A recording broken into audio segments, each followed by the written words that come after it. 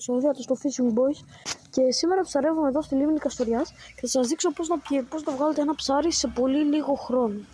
Οπότε παίρνετε εδώ πέρα το κουτί με τα σκουλίκια σας, παίρνετε ένα ωραίο σκουλίκι, μετά το βάζουμε στο αγκίστρι και το περνάμε στο αγκίστρι κάπως έτσι.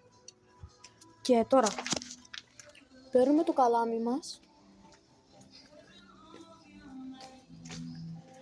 και εδώ πέρα που έχει κάτι πλατίκες, άμα τις βλέπετε.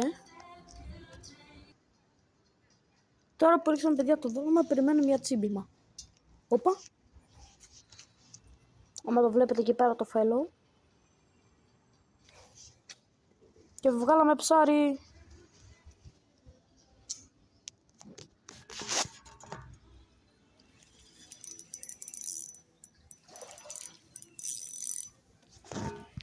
Και έτσι, παιδιά, βγάζουμε ένα ψάρι. Μια πλατίκα. Και γεια σας και τα λέμε στο επόμενο βίντεο.